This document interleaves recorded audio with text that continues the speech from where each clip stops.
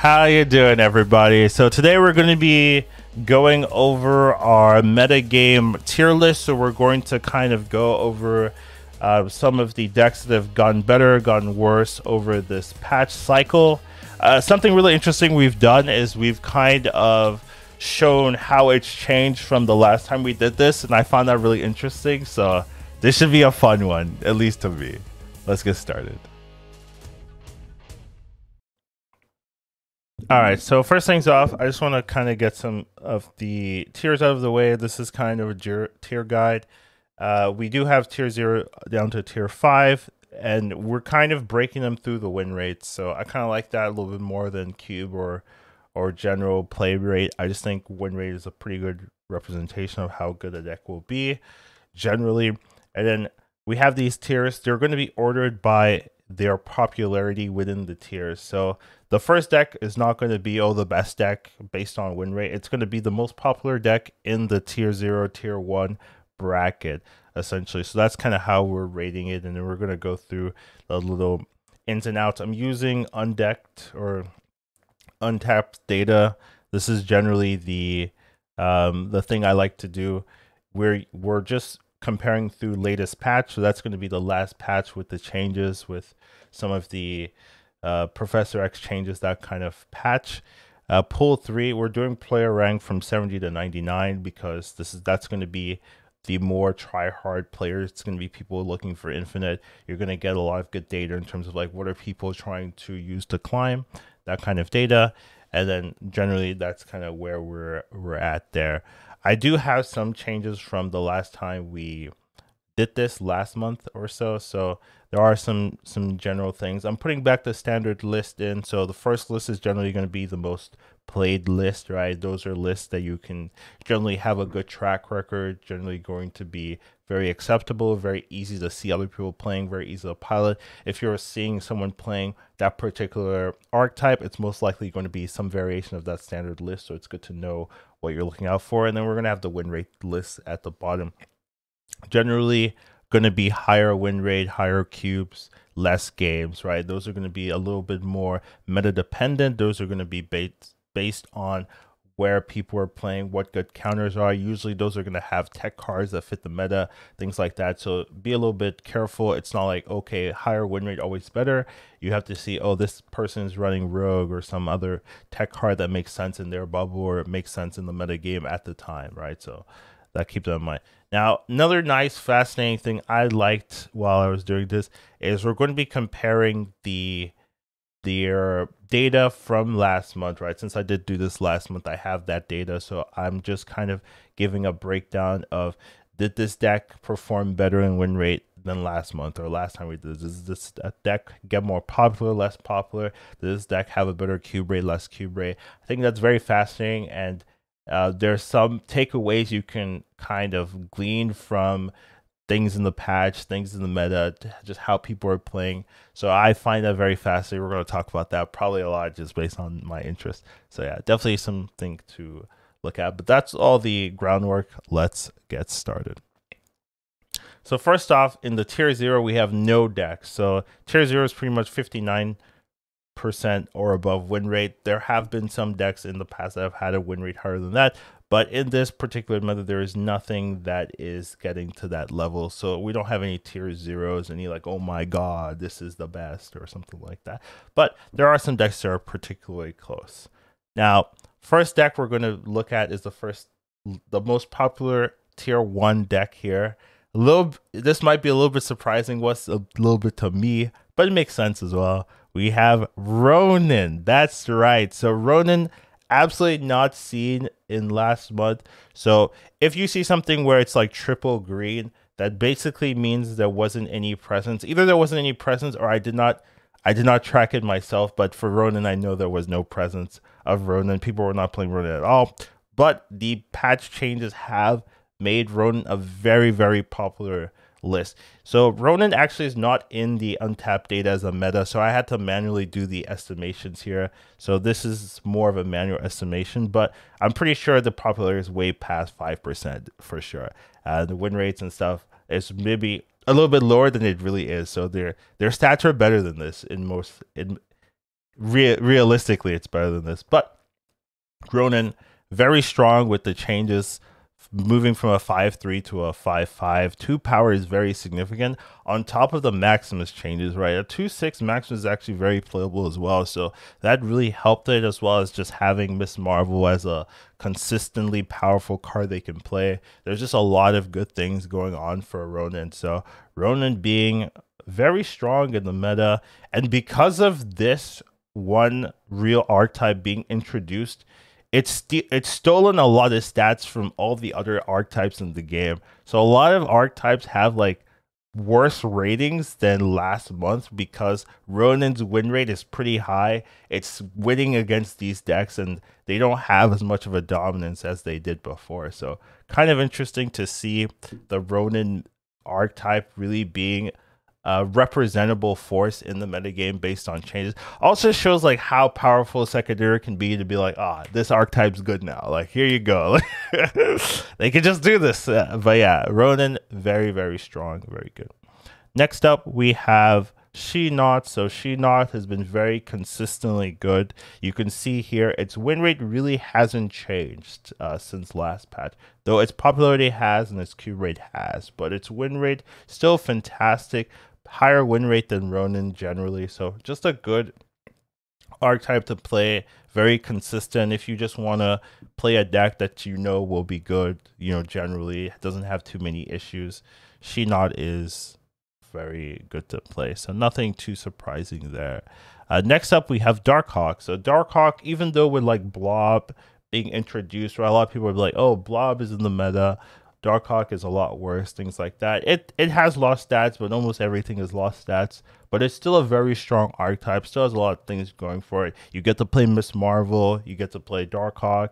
The rocks are very annoying. I think people are starting to realize how annoying the rocks are, how annoying Black Widow can be, right? In just winning you games that you maybe don't deserve to win. So Darkhawk just been a very solid choice. A little bit less stats, but that's not surprising based on the new Ronin archetype stealing a lot of the stats. Next up, we have High Evil.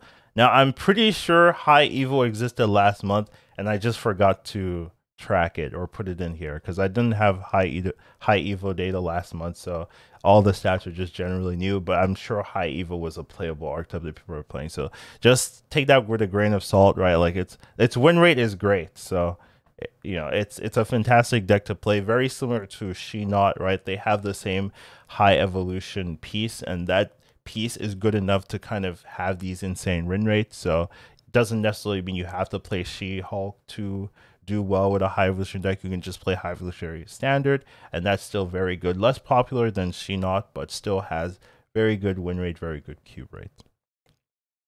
Now, those are the tier 1s. Now we move on to the tier 2s. So first up, most popular tier 2 deck will be Thanos. Now, Thanos, huge resurgence, huge. Its popularity last month was not very high. I think it was like 2% or something like that, right? But the introduction of Blob really has given Thanos a second light, a second reason to play it. Just really good synergies. People are really enjoying the Blob playstyle. So its win rate has went up, its popularity has went way up, and its cube rate hasn't really changed. So it hasn't gotten worse with Blob introduction, and that is with like Ronin and stuff stealing stats. It's still, Thanos is good enough to kind of stand on its own and rise during this particular patch. So Thanos, not as surprising. Its win rate is a little bit under the cutoff for tier 1, but still very good deck if you like playing Thanos. There's nothing really wrong with that. Now, next up we have Lockdown. So Lockdown has dropped. It got significant changes, right, with Professor X being adjusted. So because of that, you don't really have as much people playing Lockdown. Its stats has went down a little bit, right, as well. Its popularity is still pretty high. I would say 5% is very high, in my opinion, but it's not as dominating as it used to be. So they did want to lower the play rate of Lockdown, the win rate of Lockdown. They did do that, so that is to be noticeable. And you can see the win rate list does not run Professor X at all. still has very high win rates. So they've definitely kind of, I guess, succeeded on what they wanted to do: reduce lockdown's power, reduce lockdown's potential. So, but still in the meta, still pretty high win rate. Next up, we have Loki. So Loki is definitely an interesting list because an interesting archetype, because a lot of people at the highest levels just hate this archetype. They don't like playing it, right? But the stats have consistently kind of showcased that it's not the most powerful. Like holistically, when you look at archetypes, just the stats keep saying, oh, it's like average, maybe above average, that kind of thing. But you know, things have changed, right? You could see that people still want to play the werewolf bounce Loki, but that stats is not that good compared to the more traditional devil dinosaur, just playing, you know, with the Miss Marvel synergy, just playing that type of archetype, what it used to be. That one has really risen back into the limelight since they nerfed werewolf pretty heavily. So Loki, still good. Doesn't seem like the stats would dictate it's oppressive. Maybe when it goes to the highest levels of play, it's still oppressive, and that's something to be talked about. But when it comes to general audience, Loki's good, just not the dominating factor it used to be with all the changes around it. Next up, we have Electroramp. So Electroramp has jumped up in popularity, most likely due to Blob. People really like playing with Blob, and Electroramp's one of the ways to play with Blob. So, you know, its win rate hasn't really jumped up or anything, where it still has an okay win rate, but popularity has jumped up quite a bit due to the introduction of, I assume, Blob. Tribunal is also being played a lot, most probably due to Blob as well. So Blob's really changed the metagame and what decks people are willing to play. And Electroramp is one of the ones that are getting a popularity boost because of it. Next up, we have Ongoing. So Ongoing is essentially the Miss Marvel exclusive, and then you have Spectrum, you have Onslaught, and some decks, right? This one, generally, win rate has stayed the same from last time we checked. Popularity has went down a little bit. It's been moved to other archetypes. We'll talk about that. Cube rates went down a little bit, but generally, win rate's still the same, so it's still a strong archetype, just not as popular as it used to be. Next up, we have Shuri. Shuri, once again, same thing. Its win rate is decent, win rate is solid, popularities went down, cube rates went down. This is a very consistent trend with a lot of older archetypes, I would say, that, hey, it's just losing some popularity. Less people are willing to play Shuri, though Shuri is still fine, still good. Tier 2 is a great tier to be in, so nothing surprising there. Now, next up, this one makes a lot of sense to me. We have Bounce. So Bounce's popularity has dropped off a cliff. No one is really playing Bounce anymore. So a lot of people really, it seems like, do not like the werewolf nerf. And you got to keep in mind, it's not just the werewolf nerf that's really hurting Bounce. You also have to remember, this is the patch change, or between this patch has been the Chavez change, right? We're going to talk about Chavez change. Discord essentially has also been hit very hard, but you lost werewolf, the power of werewolf. You've lost Chavez, that consistency factor as well. So a lot of the Bounce archetype, the real strength of that, you've really lost, and because of that, the popularity of Bounce has really dropped. Bounce wasn't that high of a popular archetype initially anyways, but just with these changes, you really see that no one's really wanting to play too much Bounce, even though the win rate is still respectable. 54.5 is still a respectable win rate, still something you can work with, still something you can win with, absolutely.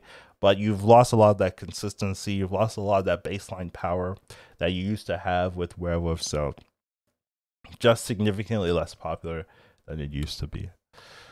Next up, we have Destroy. This is the first in tier 3. So here we have Destroy, extremely popular, maybe the most popular archetype, or one of the top 3 for sure. Consistently, Destroy has been. Its win rate has not changed, which is a plus because a lot of win rates have went down thanks to Ronin beating them essentially. So Destroy is still good, lost some popularity, but most archetypes did, right? If something what became more popular, everything else lost popularity. So Destroy used to have like over 10% popularity. Now it's down to 8.1, which is still extremely high, to be fair. And its Q rate is generally okay. So those are Destroys just trucking along, being the engine that you want. Some people love Destroy. A lot of people love Destroy. And if you don't, then you don't really care. Next up, we have Shaw and Surfer, essentially. The archetype generally just says Shaw, but this is pretty much a Surfer deck. So this is where all the Surfer pieces have really gravitated towards. They've kind of become a Shaw piece, where Shaw is the central figure more than Surfer is. So that's the name of the archetype, but you can see it's quite popular as well. 7.8 is quite a high percentage. Its win rate is good. You can see this archetype was not here, or I did not check it last time we did this. So it's all new stats, even though, you know, you could definitely say like, I could use the Surfer stats for this stat, and maybe I should have, which I didn't. We're going to see Surfer a little bit later, but this is the kind of Surfer replacement, and we'll see how it continues to go during the next couple patches. And next up, another new archetype joining the fray is Tribunal. Now, this essentially is like the Miss Marvel of the last time, but Tribunal has kind of been the more central figure, so it's more called Tribunal than it is Miss Marvel.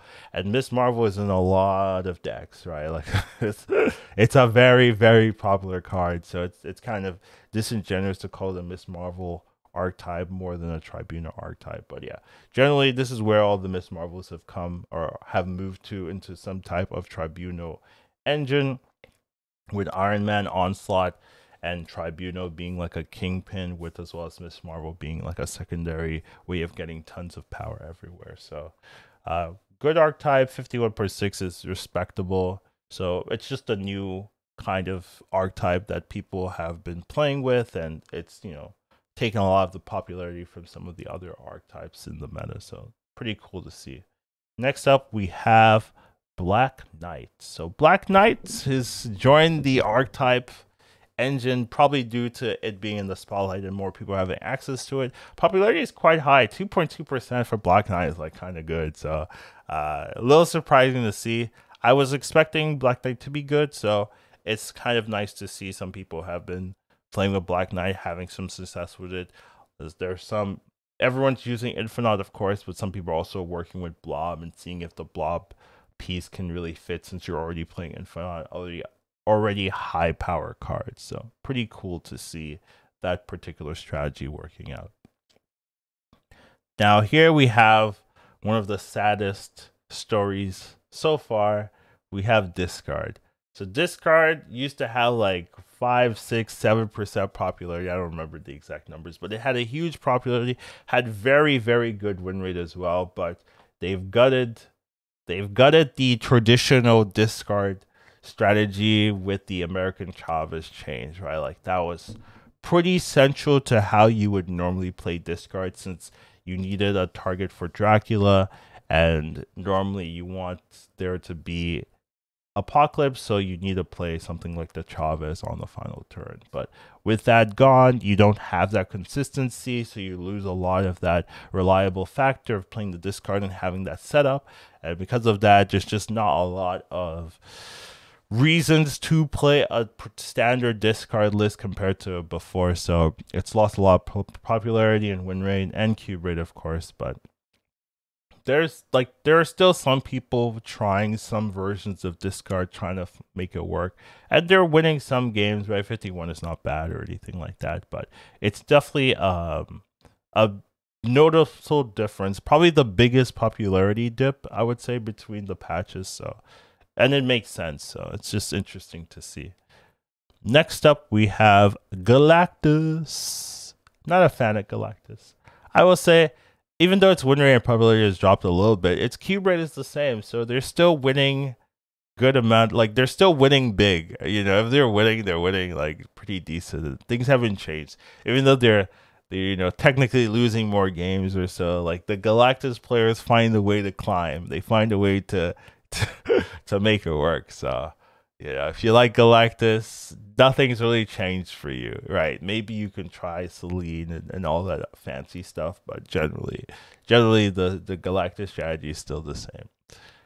Next up, we have Cerebro 5. So Cerebro's 5 is struggling, honestly. Its popularity is almost non-existent. However, it's big enough to still be in the meta list, so we still have it in here, but you can see its most popular list has a negative average cube rate, which is not a good sign, right? So there's definitely some struggles with Cerebro 5. People just haven't found a consistent way to run it, and its popularity is just not really there. So not really something I would fully recommend. There was like a small window where Cerebro 5 was actually quite good, but I think the meta has changed. There's more cards and more archetypes to play that can kind of deal with this. So just an interesting adjustment, but there are still some Cerebro 5 decks that work. It's just not very common to see in the metagame, at least trying to climb, right? Like this is trying to climb to infinite. That's the baseline. Not a lot of people are using Cerebro 5 to try to climb to infinite. Next up, first one in tier 4. What do you think it is, right? What is a popular archetype you see a lot, but you're suspecting isn't as good as it sounds? That's right. It's Junk. Yeah, Junk up in there. Very high popularity, even more popular than it used to be, probably due to Celine and some of the other additions in the Junk archetype that people have been playing with. But win rates, not the greatest. Cube rate, not really the greatest. It's hard to gain a lot of Qs with Junk, right? Because if you're doing bad, you're leaving, right? Like if they've blocked the lane and you can't deal with that, like you're gone, right? So it's just hard to get that 8 cube game with a Junk deck. So that's the kind of interesting thing. Second thing I want to say, I take a look. There was like 2 different Junk lists or 2 different Junk archetypes in here. This second list had the highest win rate, and I'm just presenting the stats.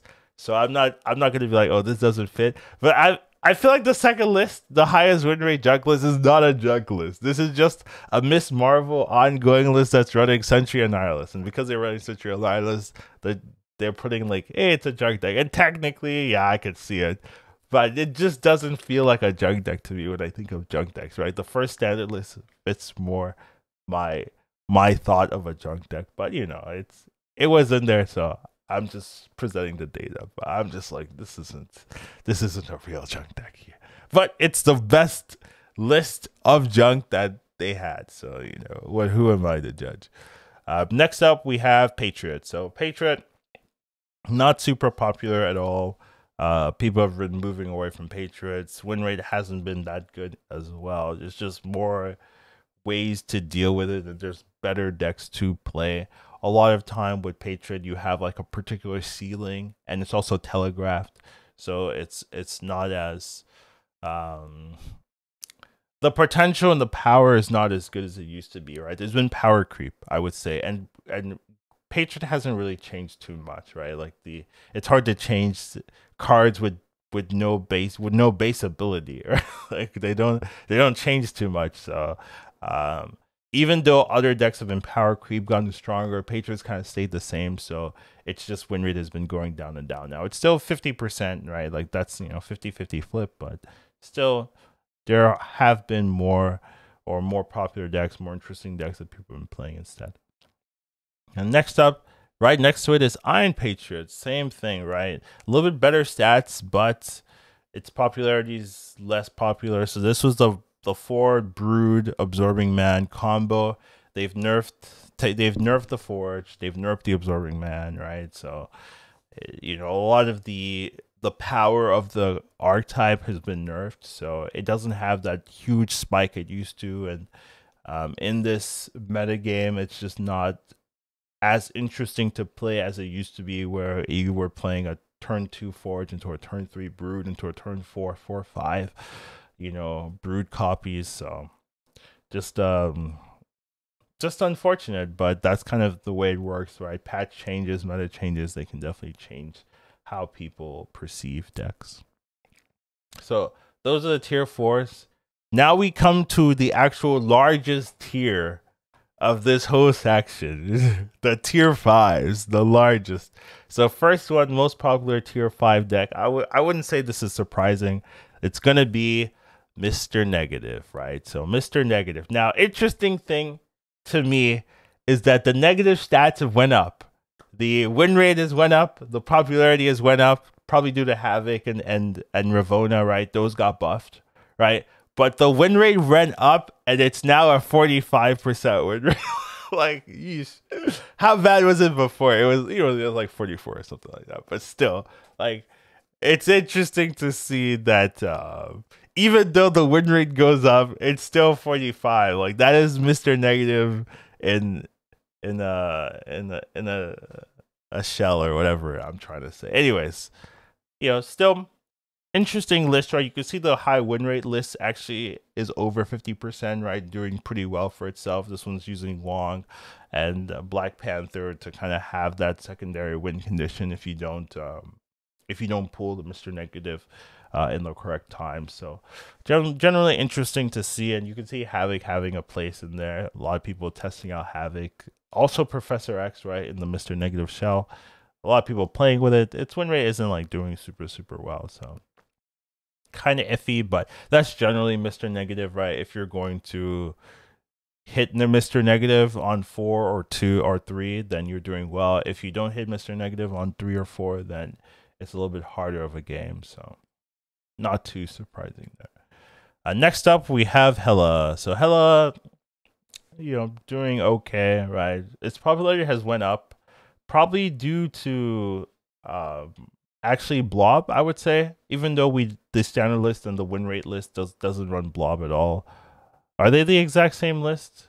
No, they're not. Okay, they looked very similar to me. But Blob is pretty common in Hela lists, so that's probably why the popularity has jumped up. A lot of the decks with higher popularity are including Blob, so Blob being a big factor in how popular a deck is, as well as, Ronin also taking some popularity from other normal decks. But in terms of win rate and cube rate, hasn't really doing better than last time we checked. But still, if you like Hela, there are decks in almost every archetype that are playable, even to climb to infinite and beyond. There are decks, but when we look at these archetypes as a whole, that's where we see like maybe weaknesses or things to pay attention to or avoid. Next up, right next to Hela is Hela Tribunal. So this is interesting, right? Hela Tribunal is what we really had last time, but Tribunal itself has kind of separated from Hela and become its own archetype. That's doing fantastically well. Not really relying on Hela combo, just relying on the power of Miss Marvel, Onslaught, Iron Man, that kind of thing. So it's interesting to see there wasn't as much of it, or at least there wasn't enough to separate itself and become its own archetype, but now it has. You can see like that archetype, that regular Tribunal with no Hela is doing significantly better than the Hela inspired version of Tribunal. So just kind of interesting to see. So Hela Tribunal itself hasn't really changed. Its win rate is the same. Popularity is very similar. Cube rate went down a little bit, but still the same old Hela Tribunal if you like the RNG factor, if you like going Invisible Women into Murdoch Hela, like, it works sometimes. Next up, we have Cerebro 3. So Cerebro 3 has went up in win rate, so that's pretty cool. Popularity is the same. The up in win rate is most likely due to the addition of Ravona. Ravona moving from a 2-1 to a 2-3 is pretty significant, right? That helps Cerebro 3 a lot. So they did say that was something they were interested in doing, in buffing Cerebro 3 a little bit, and it looks like that has happened with the changes. Even though Luke Cage got adjusted a little bit, you do have it having more synergy in the Cerebro 3 metagame. So there's definitely some things to kind of take away. They did kind of improve Cerebro 3. Still not enough to be like a dominating part of the metagame, right? About 1% popularity, so not super high, but still did get better than before. So it's something interesting to see. Something that did get worse, though, was Cerebro 2. So Cerebro 2, same popularity, but has lost a lot of that payoff potential that it used to have, right? You used to have the Luke Cage on 3. A lot of the Cerebro 2 decks have kind of gone away from Luke Cage. They're not really playing that anymore because it is a 2/3. So if you play that at all, you're going to lose that value. So there's no more Luke Cage. But people have been playing with Echo. Echo being in the middle lane is really powerful. It stops the Miss Marvel from coming down. And you get to play Negasonic and some of the other like fancier cards in the game. Goose as well, pretty fancy card that could really mess with people. So there's just some cool tech to be running with Cerebro 3. Popularity hasn't really changed. Win rate and Q rate has gone down a little bit. And then I believe the last official tier 5 that we have in this particular video is Phoenix Force. So Phoenix Force did not track, probably existed last patch or last time we did this, but I did not track it because I didn't care for it. But I figured here I'm going to track all of the archetypes that existed in the Untapped database when I look through. So Phoenix Force, 46% win rate, not very good. 0.06 popularity, once again, not very good. And a negative Q rate, close to 0 as it can be. So just you know, a treadmill deck, I guess, and that you play it for hours and you get nowhere. So, you know, if you like Phoenix Force, for sure. I've always had an issue with its consistency, right? You don't have Chalvers or anything to make sure that you're getting the cards in the right time, and you really need to get the cards in the right time for Phoenix to go off. So when you do get that, it's an insanely good deck. But if a lot of the games, right, over time, you're gonna have those bad games where you just don't hit, and that's kind of the issue with Phoenix Force as a whole, as a climbing deck. So what can you do? And then we have a couple archetypes that existed last patch, but did not have data for this patch. So either most cases they moved to a different archetype, so that's why, and we'll talk about the archetype they moved to. But in some cases, maybe the popularity just went down to close to 0%.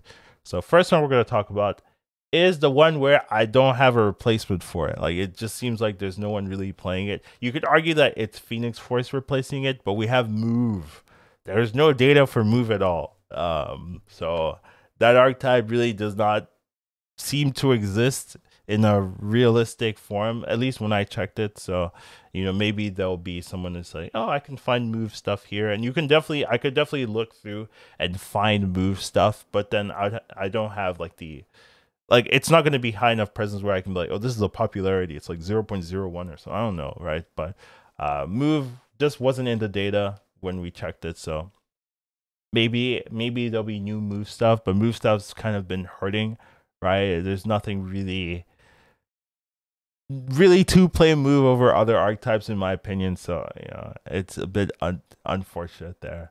Next up, we have Miss Marvel. So Miss Marvel, of course, has moved to ongoing. It's moved to Tribunal. It's moved to Darkhawk. There's so many Miss Marvels in other decks. So it's not gone at all. It's just in other decks. And the other decks have more pronounced names instead of just Miss Marvel, which encompasses like everything. Surfer as well is basically Sebastian Shaw deck. So Shaw is more of a centerpiece in that deck than the Surfer is. So the archetype naming has been moved to Shaw. I will say that I probably could have used the old Surfer list and kind of seen the differences, but I didn't. So, you know, what can you do? But yeah, the Surfer itself, that archetype doesn't really exist, but Shaw Surfer does. So it's just basically Shaw now. And then Wong, right?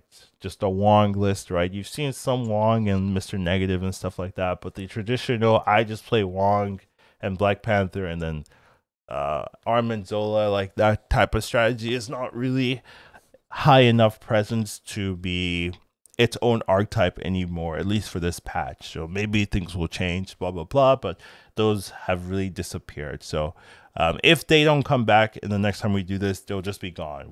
We won't address them at all, but we'll see what changes go from patch to patch. And that was interesting. I really liked the differences in the win rates between the patch. That was interesting to me, so I'm probably going to continue doing that, even though it's more work. You know, everything's more work. But yeah, what's your thoughts? Hopefully you found a good deck to play. Of course, when we look at the tier 1s, right, those are Ronin, She-Not, Darkhawk, and High Evolution. So basically 2 are using High Evolution, and then we have Darkhawk, of course, and then we have the Ronin, the new Ronin kind of thing during its work. So pretty cool to see the changes in the meta. But yeah, that's what we got for you guys today. I hope you guys enjoyed it, and I'll see you in the next one. Educatedcollins snap. Once you watch him, you won't go back. He'll teach you tomorrow, snap.